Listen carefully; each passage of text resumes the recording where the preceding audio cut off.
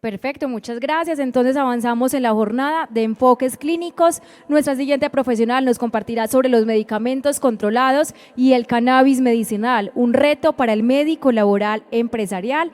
Recibamos a la conferencista Patricia Castillo Valencia, médico ESO, magíster en rehabilitación y bienestar, magíster en seguridad social. Bienvenida.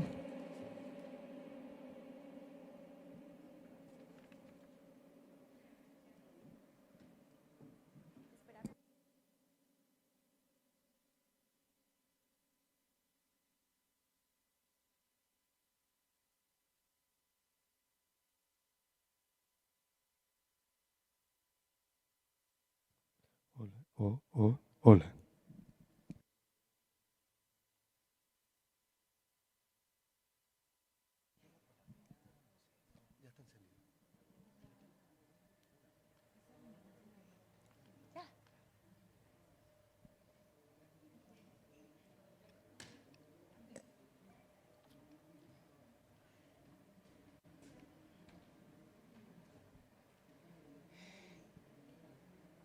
Buenas noches a ustedes que son los resistentes. Les prometo que vamos a hacer una charla sucinta y recortada, pues el plan era hacer algo un poco más amplio, pero dado el tiempo y que la idea es que trabajemos dos aspectos que son bien valiosos y es ¿qué va a hacer el médico laboral cuando le llegue un paciente con una fórmula de cannabis medicinal y no sepa si continuar el manejo bajo los esquemas que tiene dentro de la salud y seguridad en el trabajo de su empresa o si tiene que hacer algo diferente con ese paciente?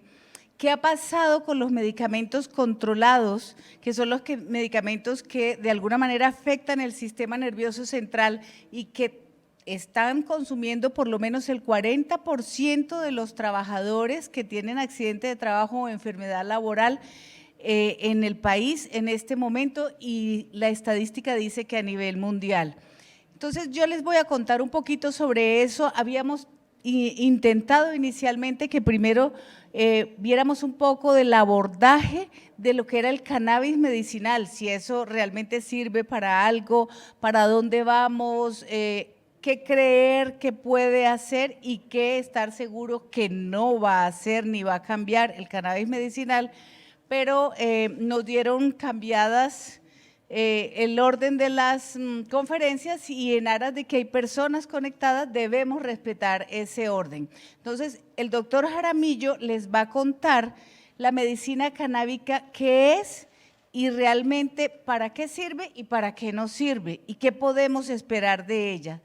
Yo les voy a contar desde el punto de vista de la medicina del trabajo y de la salud y seguridad en el trabajo, qué pasa cuando un paciente nos llega con una formulación. ¿Hay algo que podamos hacer? La literatura mundial dice que hay algo que se puede hacer, se está haciendo algo en otros países. ¿Me regalas el paso?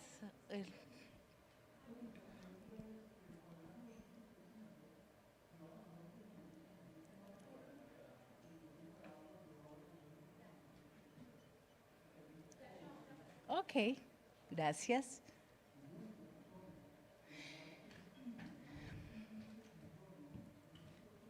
¿Con cuál avanzo?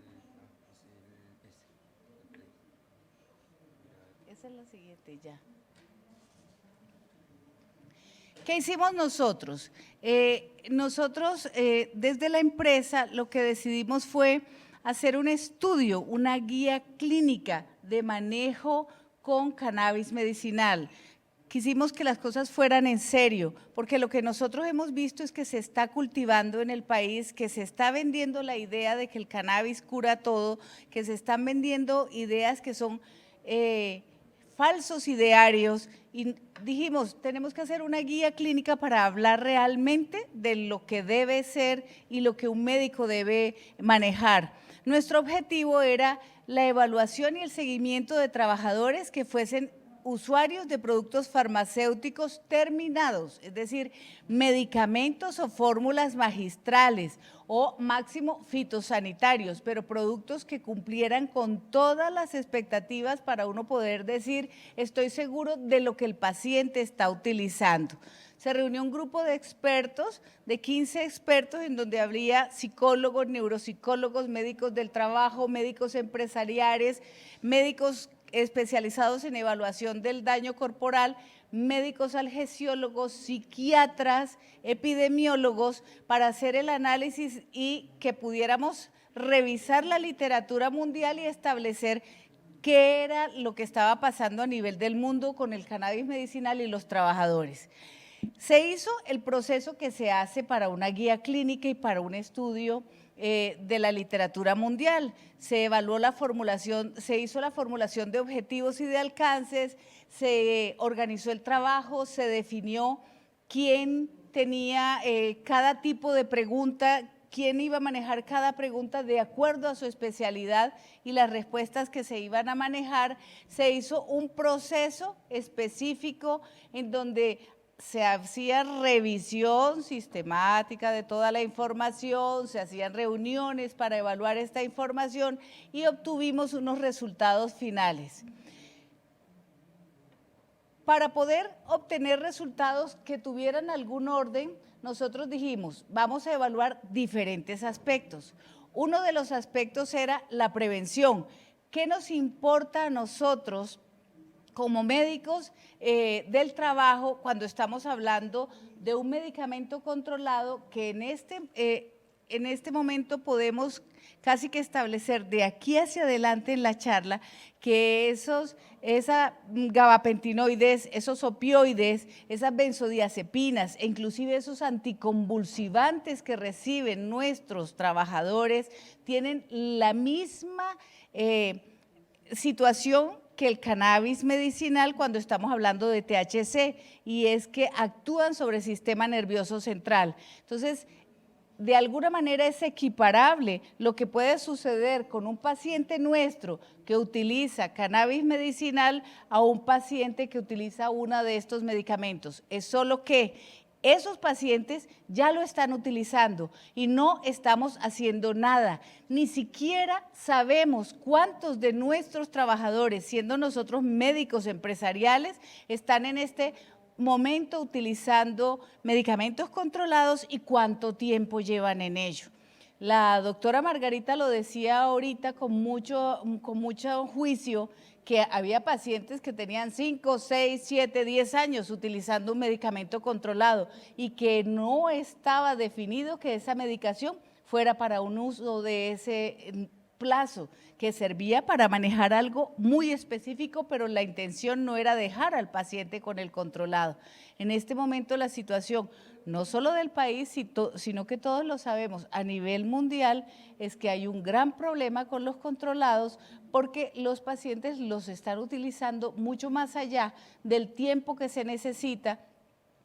Lo que es peor aún, nosotros los médicos de alguna manera poco juiciosa los estamos formulando de una manera fácil para darle continuidad a lo que el paciente nos expresa que es lo que me sirve, pero no nos hemos detenido a evaluar si es lo que me sirve porque ya me acostumbré a esa sustancia y la necesito, o es lo que no me sirve, como en algunos casos hemos encontrado los laborales y los evaluadores del daño, en que ese paciente está vendiendo ese controlado aún dentro de su misma empresa. Hemos tenido casos, nosotros personalmente en la IPS, en que pacientes que trabajan en entidades carcelarias o en entidades de manejo de pacientes con drogadicción, mantienen un manejo con medicamento controlado y venden el medicamento. Entonces, esto es una situación completamente grave y tenemos que evaluar desde el punto de vista de la prevención qué podemos hacer. Para eso tenemos que tener claridad en el riesgo de enfermedad laboral en trabajadores de la industria del cannabis. Ese es un pedacito que es valioso, pero que tiene que ver con la prevención y con la manufactura, y se los voy a contar al final del cuento. Es posible que yo dentro de la entrevista de un trabajador, de un aspirante a un cargo, le evalúe que está utilizando cannabis? O sea, ¿puedo hacerlo desde el punto de la ley? Y si él me dice, sí, estoy utilizando cannabis, pero cannabis medicinal, ¿qué puedo hacer yo? Sí, tengo derecho, después de que él me lo ha informado, ¿sí?, a decir, esta persona no ingresa por esta razón. Lo estoy hablando desde el punto de vista de la norma en Colombia, sin prejuicios, sino nosotros como médicos del trabajo evaluando qué está pasando en Colombia en relación con la norma. El examen de ingreso a un trabajador preseleccionado que está usando cannabis con fines medicinales debe ser distinto o debe ser igual al examen de un trabajador que no nos informe el uso de este medicamento. Si el trabajador nos dice, sí, lo estoy usando, es más, si el trabajador ya está laborando y nos avisa, traigo esta fórmula que me ordenó el anestesiólogo y me dijo que usara cannabis medicinal, yo debo evaluar si ese cannabis hace interacción con otros medicamentos o con otras sustancias que el paciente utilice y que eso me genere un riesgo completamente distinto al solo hecho de la utilización del cannabis o al solo hecho de la utilización de ese otro medicamento si no estuviera utilizando cannabis. Se generan una cantidad de preguntas y ¿por qué estoy parada yo aquí hoy? Porque es una realidad. Porque ustedes lo han oído, porque ustedes acaban de oír del nuevo gobierno que van a cambiar las normas muy probablemente. Es decir, para nosotros los médicos es una realidad que el paciente nos va a llegar con esa fórmula y tenemos que avanzar. Señores, tenemos que avanzar, tenemos que estar preparados para saber qué hacer cuando nos lleguen los pacientes con estas situaciones. Las evaluaciones clínicas y las pruebas auxiliares de diagnóstico para detectar el uso reciente de cannabinoides en trabajadores contratados. ¿Por qué lo queríamos evaluar en el grupo desde la parte de la prevención? Porque es que una cosa es el cannabis recreativo, otra cosa es el cannabis recreativo problemático y otra cosa es el cannabis medicinal. Entonces, ¿hasta dónde tengo derecho a hacer evaluaciones? Todos sabemos que muchas empresas, de acuerdo a su tipo de actividad económica, se hacen pruebas, ¿cierto? Y se hacen pruebas para sustancias psicoactivas, pero yo voy a utilizar el mismo tipo de pruebas para evaluar las diferentes situaciones que les estoy presentando. Entonces, esas eran preguntas que nosotros nos hacíamos al inicio del estudio.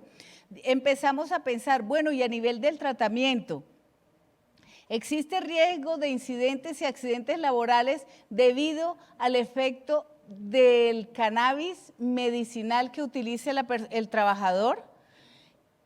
Ese riesgo es diferente en una persona que tenga un trabajo de oficina a que tenga un trabajo de los que nosotros llamamos sensibles a la seguridad. Los estudios que ahorita se los muestro de manera muy rápida demostraron que en Estados Unidos, en un porcentaje nada despreciable de la población que tenía lo que se denominan trabajos sensibles a la seguridad, que es de dos tipos, a la seguridad de la persona como tal o a la seguridad de la actividad que está haciendo.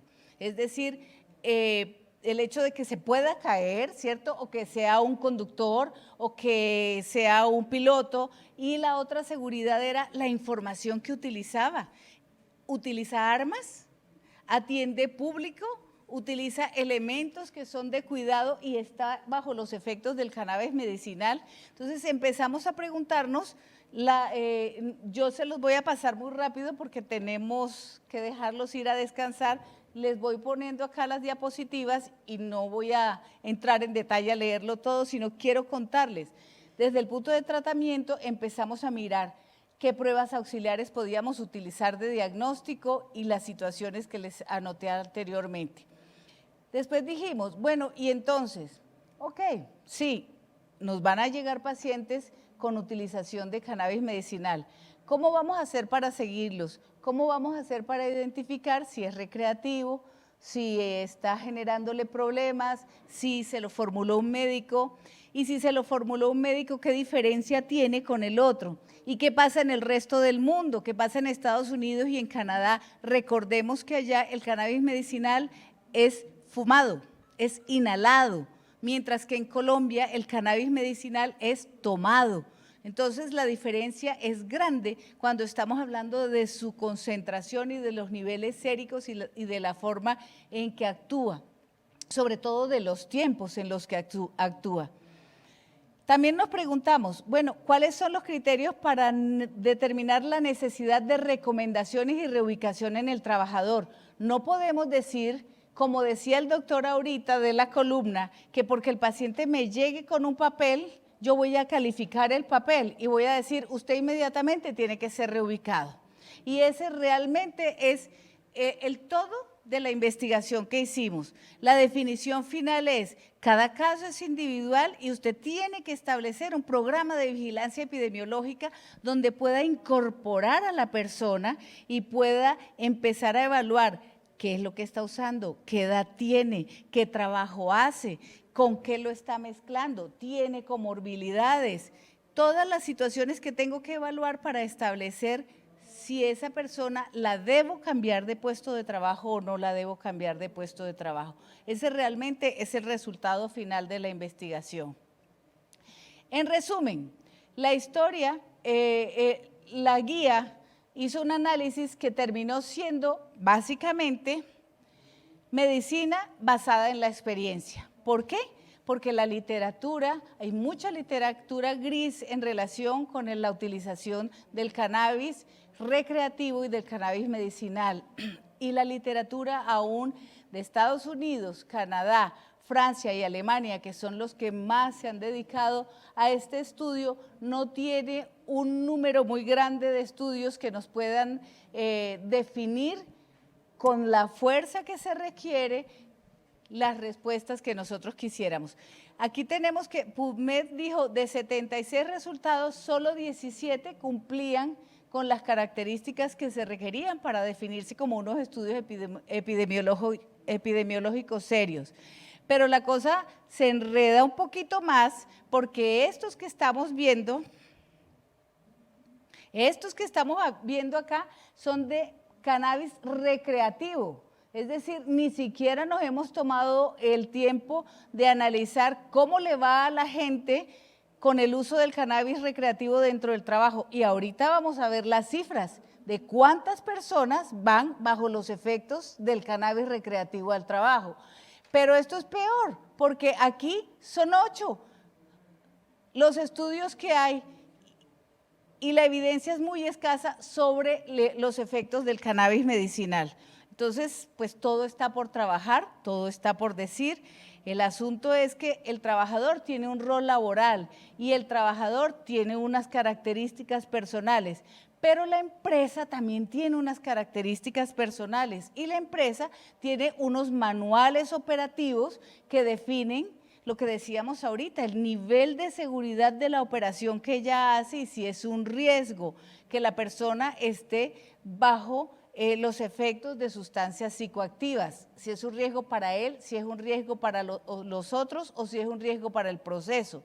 Y el otro asunto está en toda la parte legal y toda la parte del reglamento interno de trabajo. Nosotros sabemos que en Colombia pesa mucho y tiene mucha fuerza el reglamento interno de trabajo y que en él se puede poner claramente lo que la empresa, especialmente la empresa privada, considere que es el deber ser de el uso de sustancias psicoactivas por parte de los trabajadores. Más aún, teniendo en cuenta que la norma nos insiste en que uno de los trabajos que debe hacer el salubrista desde la EPS y el médico del trabajo en la empresa es hacer un programa específico para el control de la utilización del alcohol, de las sustancias que sean psicoactivas y de las sustancias que sean tóxicas para el paciente. Entonces, los temas a tratar definidos, aquí no supe cómo regresar. Los temas a tratar definidos, la siguiente, muchas gracias. La siguiente, yo.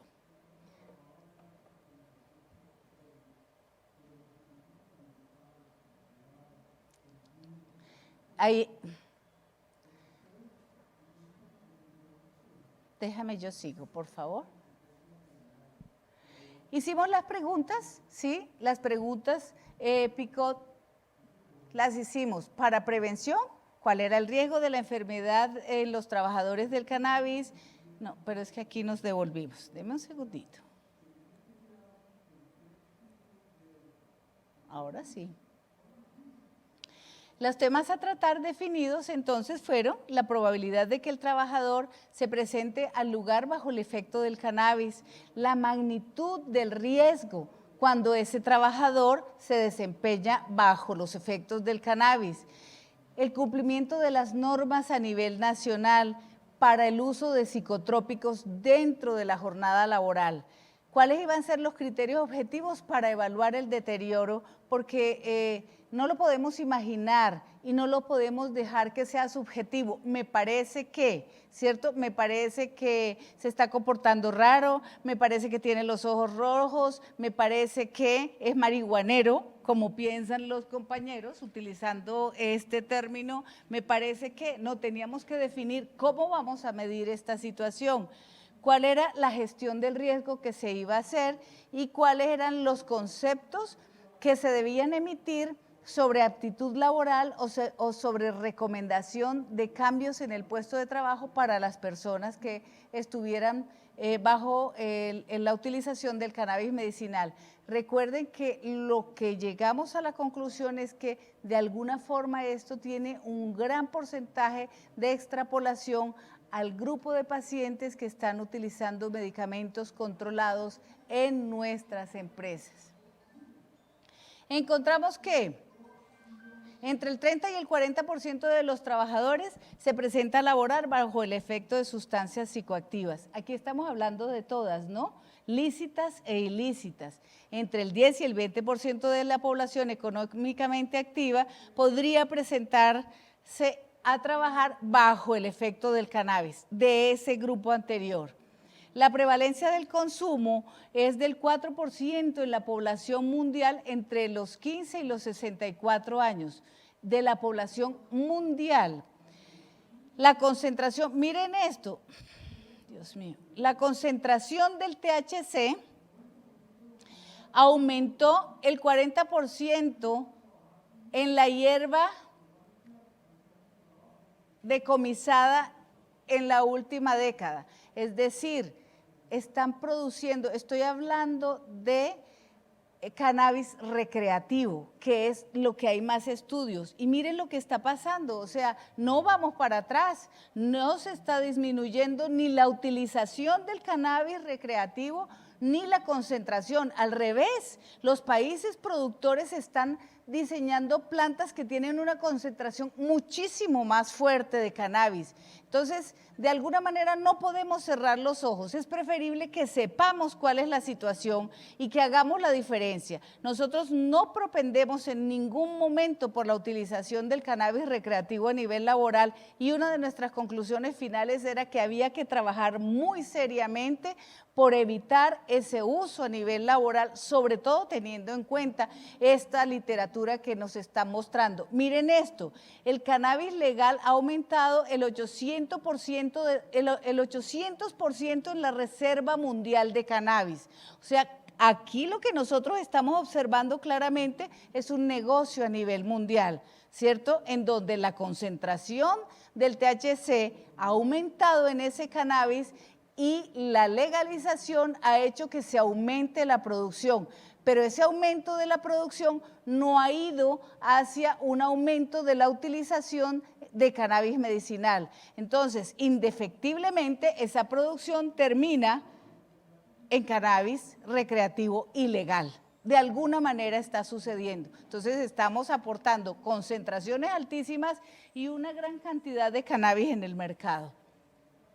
Encontramos también como consecuencias una mayor vulnerabilidad al consumo problemático. Pero claro, si está por todos lados, si es superior su porcentaje y si la concentración es mucho más fuerte, pues obviamente que yo me voy a volver dependiente con mucha mayor facilidad, porque la sustancia es mucho más fuerte desde su primer consumo. Entonces se encontró que las consecuencias que se presentaban era una mayor vulnerabilidad en el consumo y una ampliación de la brecha entre la mayor prevalencia y la menor accesibilidad a tratamientos. Es decir, es más fácil conseguirla, es más concentrada y hay menos tratamientos posteriores y menos diseños de salud pública para el tratamiento del consumo problemático de cannabis o del consumo problemático de sustancias psicoactivas.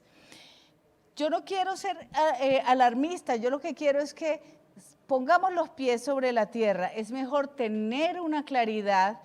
Todo lo que estamos hablando en principio es cannabis recreativo, y no hay forma de extrapolarlo al cannabis medicinal, pero lo que sí sabemos es que la sustancia de alguna manera es la misma, solo que si la utilizamos para lo que debe ser y si nosotros nos aseguramos de que ese medicamento tenga la concentración que realmente yo quiero, de la sustancia que realmente yo quiero que tenga, puedo controlar lo que va a suceder con ese paciente, encontrando los aspectos que son benéficos del sistema endocannabinoide y de la relación del cannabis, el cannabis que entra del exterior con nuestro sistema endocannabinoide, y no lo dejo al libre albedrío del hecho de que si yo fumo marihuana me siento mejor, ¿sí? Se me quita la depresión, mejora mi apetito, mejora mi sueño y se me quita el dolor, pero no sé qué estoy utilizando. Voy a adelantarme, estos son datos bien interesantes que si ustedes quieren van a estar en las memorias, están todos los datos, esta es la revisión que hay a nivel mundial. Nos sentamos muy juiciosamente y este es un trabajo de 2 años para encontrar toda esta información. Quiero adelantarme para mostrarles a ustedes, entonces, lo que nosotros encontramos como decisiones para hacer. La primera cosa es, esto en el 2007, si ustedes observan, en el 2007 ya existía el ordenamiento de tener una norma, un sistema específico para la prevención del consumo de sustancias psicoactivas. Y el 2% de las empresas afiliadas habían formulado esos programas en ese tiempo. Sí. En ese momento, el informe decía que la prevalencia de la utilización del cannabis era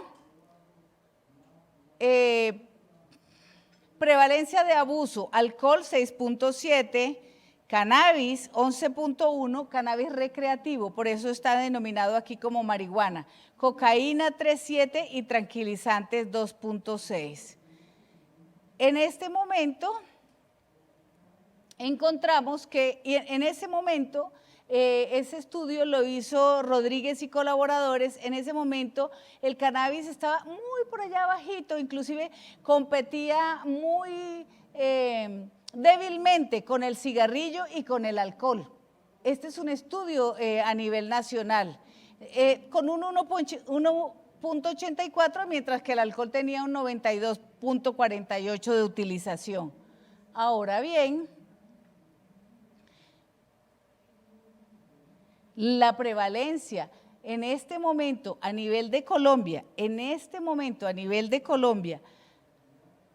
de muestras positivas para cannabis recreativo en aspirantes a un cargo sensible a la seguridad es de 7.3% en 2.197 participantes, que es el estudio que se hizo.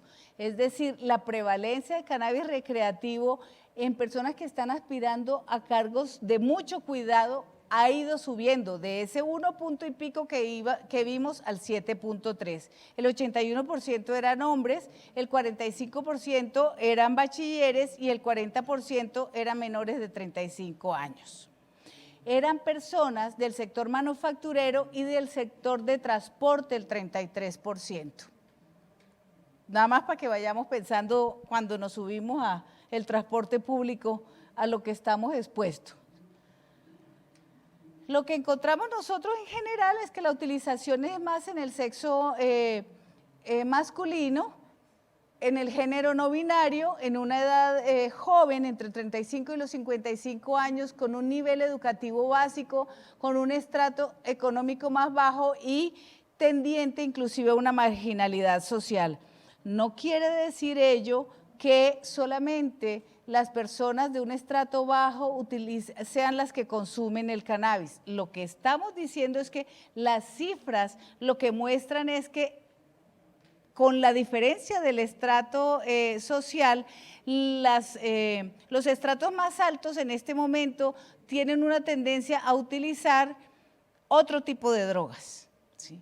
Especialmente las drogas sintéticas, y que en este momento el cannabis ha ido bajando, ¿sí? De los estratos 3, 2, ya estar en un estrato 1 y casi en un estrato de la marginalidad.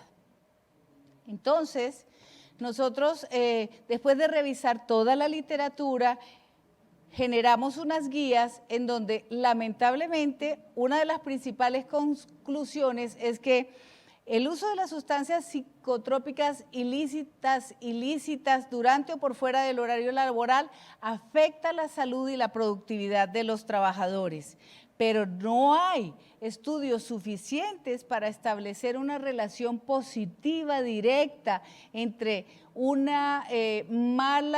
mal desempeño laboral de una persona y el cannabis medicinal. Inclusive ni siquiera tiene la fuerza epidemiológica suficiente para establecer un mal desempeño laboral entre el cannabis recreativo, cuando es denominado no problemático, y la labor. Eso es difícil porque desde el punto de vista de salud pública le queda a uno muy difícil continuar la lucha y decir no se pueden permitir sustancias psicotrópicas dentro del trabajo, porque los resultados han sido muy inciertos. Ustedes me disculpan, la propuesta inicial era que teníamos que hacer una charla de 45 minutos, yo no los puedo tener 45 minutos acá, entonces por eso he pasado más rápido y lo tienen todo a su disposición en las memorias. Quiero que vean este resumen de los informes. Esto sí es bien interesante y vale la pena que lo tengan en mente. Miren los criterios que encontramos en la población estudiada a nivel mundial. El uso de cannabis medicinal en los trabajadores tenía una edad de mayores de 35 años, en especial mujeres, profesionales o técnicos con un estrato económico medio y alto, a nivel laboral con un empleo formal, a nivel social con una buena participación y una familia estable. Eran nativos de su país o estaban completamente legalizados, blancos o mestizos. Las enfermedades previas que los llevaron a la utilización del cannabis medicinal fueron básicamente osteomusculares degenerativas o inflamatorias.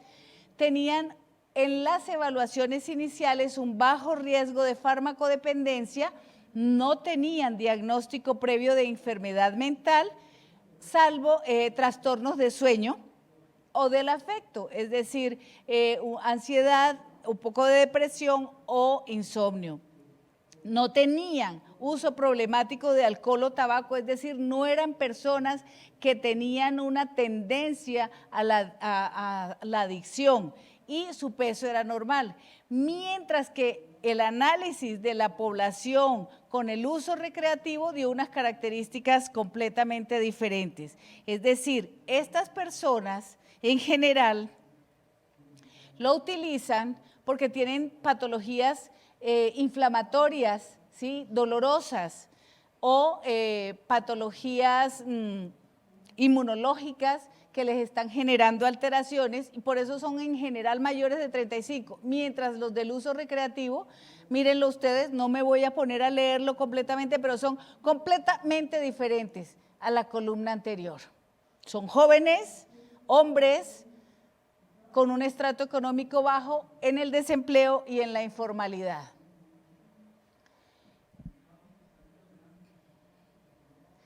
Las pruebas de conducción en los simuladores bajo los efectos del cannabis recreativo, porque no se han hecho pruebas bajo los efectos del cannabis medicinal, hablan de que hay una alteración de la respuesta de las personas, que no se pudo comprobar epidemiológicamente que realmente fuera, se pudiera definir que era siempre de esa manera, pero sí se estableció que en general se veía unos cambios en las funciones automáticas, una alteración del tiempo de reacción de la persona, una variabilidad de su capacidad para conducir y de su capacidad para responder rápidamente, una atención dividida que le daba dificultad para atender de una manera adecuada a estímulos diversos y una limitación en seguir tareas específicas, es decir, se encontraba confuso al momento de seguir diferentes tareas que se tienen que seguir para hacer la conducción. Estas son pruebas de simulación viales que se han hecho en Estados Unidos para ver el comportamiento de los pacientes bajo el uso del cannabis medicinal, porque es una de las cosas que más han estudiado ellos. Otras cosas que han detectado cannabis recreativo es que la memoria se altera, la respuesta motora y sensorial se altera con reducción en la velocidad de la respuesta cognitiva y la inteligencia se altera con deterioro en las tareas que son de seguimiento crítico, que exigen de la persona una respuesta rápida y adecuada con un buen ejercicio de su cognición y una buena respuesta frente al análisis. Y el comportamiento también tiene una alteración en términos de que hay déficit para la destreza ejecutiva y el control de la motricidad fina. Es decir, las pruebas neuropsicológicas han encontrado desde el punto de vista del cannabis recreativo, que las personas sí tienen cambios en relación con la utilización crónica o aguda del cannabis recreativo. El electroencefalograma se detectó un algoritmo que hablaba de una alteración en él, pero que no está muy clara. Dicho algoritmo puede identificar patrones típicos en las ondas cerebrales cuando estamos hablando de la evaluación a nivel de cerebro, y la resonancia también mostró algunos cambios. Eso nos puede permitir extrapolar, hasta ahora no. Hasta ahora solo podemos saber que no es recomendable el uso de cannabis recreativo en los trabajadores que tienen, sobre todo, especialmente en los trabajadores que tienen labores que exigen seguridad. Miren ustedes, la medición que se hace en las empresas encuentra que el nivel en sangre va variando con el tiempo y que el THC tiene una concentración que va subiendo desde la segunda hora hasta el tercer día. Su metabolismo es hepático y va cambiando, se hidroxila y luego se carboxila. Entonces, no es lo mismo la prueba que usted tome a las 2 horas que la prueba que tiene que tomar al tercer día, que la prueba que toma después del tercer día. Entonces, es un poquito una mentirita que nos echamos el decir, vamos a hacer pruebas al azar, pero yo no sé cuál es el momento de la persona. ¿Sí? No, en ese orden de ideas, no sé si está acabado de utilizar o si está hidroxilado ya o si está carboxilado, entonces es posible que no dé positiva la prueba que se está utilizando. Y lo último que es importante tener en cuenta es que cada persona es diferente y tiene factores que hacen que su respuesta sea diferente. La tolerancia, la comorbilidad, las interacciones medicamentosas que tenga, la genética del cultivo que está utilizando en el uso del cannabis, la propia genética del trabajador, los antecedentes personales que tenga él de salud mental en su familia o directamente y la dosis que esté utilizando. Es decir, todo es muy variable y si todo es muy variable y si nosotros tenemos que cumplir normas que tienen que ver con propender por el no uso de sustancias psicoactivas dentro de la empresa y a nivel del trabajo y cumplir normas que podemos dejar escritas en el reglamento interno de trabajo, nosotros en este momento, como médicos del trabajo, realmente lo que tenemos, y en conclusión, lo que tenemos para hacer es diseñar, o por lo menos ir pensando en programas de vigilancia epidemiológica, en donde empecemos a pensar qué voy a hacer con mis trabajadores. No que consumen cannabis recreativo, porque eso ya lo tengo definido dentro de la norma y del reglamento interno de trabajo, con mis trabajadores que vayan a empezar a usar cannabis medicinal. Y sobre todo, ya mismo, no esperen al hecho del uso del cannabis medicinal. ¿Qué voy a hacer con mis trabajadores? Ese 40% de los trabajadores que tienen enfermedades comunes, accidentes comunes, enfermedades laborales y accidentes laborales que están siendo tratados en este momento con medicamentos controlados. Yo no los vigilo, nadie sabe, el paciente no tiene que informarle a nadie, yo no tengo ni idea quiénes son, no sé si el señor que está haciendo trabajo en alturas en este momento lleva 5 años tomando tapentadol, no tengo ni idea de esas situaciones porque no lo estamos averiguando. Entonces, la propuesta real y final es que nosotros, aquí les voy a dejar cuál es la clínica que se puede observar, pero esto es para el estado agudo y las pruebas estandarizadas que se están usando en este momento para la medición que están seleccionadas con base en estudios de cannabis recreativo, pero que de todas maneras sirven como pruebas bioquímicas en un momento determinado si decidimos hacer un programa de vigilancia epidemiológica. La conclusión es, debemos tener la mente alerta a la existencia de un problema real en el uso de la medicación controlada formulada, especialmente para dolor, para patología mental y para patología neurológica. Los pacientes están utilizando medicamentos controlados mucho más allá de lo que necesitan y poliformulados. Hay pacientes que tienen fórmulas de 4 y 5 controlados al tiempo. Si las necesitan, pero tenemos que tener una claridad de quién la necesita, hasta cuándo la necesita y en qué puesto está ese paciente en este momento dentro de nuestro proceso de trabajo. No es correlacionable Colombia con Canadá, con Estados Unidos. En Colombia el cannabis medicinal es tomado, ya se los dije, no es inhalado. No es correlacionable el cannabis medicinal con el cannabis recreativo, por todo lo que dijimos.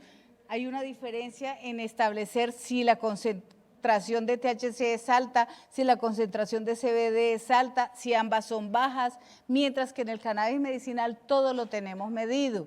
Es en principio correlacionable un plan de seguimiento y manejo del cannabis medicinal con el realizado para el uso de otras sustancias que afectan la actividad. Es decir, yo puedo empezar por hacer un programa de vigilancia epidemiológica para mis pacientes que utilizan medicamentos controlados y empezar despacito y empezar a apoyar a esos pacientes y empezar a identificar cuál es la situación de ellos.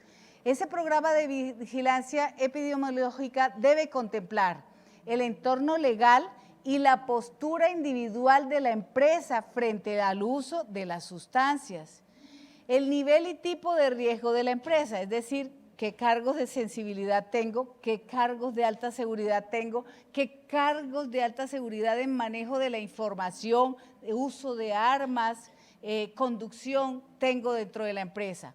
Debo ampliar el diagnóstico de salud a la medición y seguimiento del uso de medicamentos controlados por los trabajadores. ¿Y eso cómo se llega? O sea, yo no le puedo obligar a los trabajadores a que me cuenten lo que les formulan. Yo no les puedo obligar a que me muestren su historia clínica, yo no los puedo obligar a nada de eso. Yo lo único que puedo hacer es educar. Yo lo único que puedo hacer es empezar a sensibilizar a todos los trabajadores de la empresa desde el ingreso, que si en algún momento padecen un accidente o enfermedad, sea de carácter común o laboral, y requieren este tipo de medicamentos que le cuento yo al paciente, le muestro la lista, le comento qué son y le digo, nosotros estamos acá. Nosotros como médicos laborales estamos listos para apoyarlos, tenemos forma de medir cómo se está comportando esta sustancia, podemos vigilar, si él nos lo permite, la evolución que manifiesta su historia de la EPS o de la ARL, de cómo está respondiendo él al uso de ese medicamento. Es decir, hacer sentir al trabajador, porque muchas veces ellos tienen dudas. A nosotros en el área de dolor y en el área de laboral dentro de la IPS nos llegan los pacientes y nos dicen, no, pues es que yo no sé si lo puedo dejar, si no lo puedo dejar, es que si yo lo dejo nada más me sirve. O sea, hay una dependencia tan grande a nivel de el medicamento que está recibiendo y el paciente cree en su médico, cree en lo que le está diciendo y después sobre todo siente un gran temor de dejar ese medicamento que le ha controlado o la ansiedad o el insomnio o la depresión o peor, el dolor. Entonces, realmente nuestra propuesta es que ese programa de vigilancia epidemiológica lo empecemos a partir de la sensibilización de los trabajadores y de la educación de los trabajadores como la herramienta fundamental para el manejo. Les dejo acá en el documento que les van a entregar de las memorias el paso a paso de lo que nosotros proponemos que se podría hacer dentro de ese programa.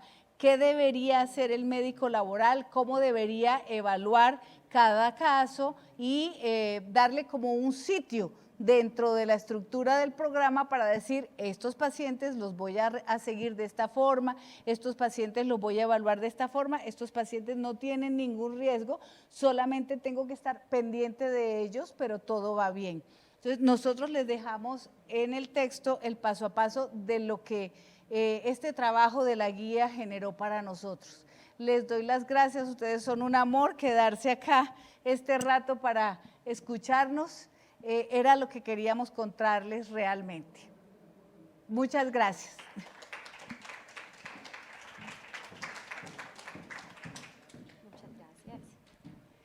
Agradecemos a nuestra conferencista Patricia Castillo Valencia.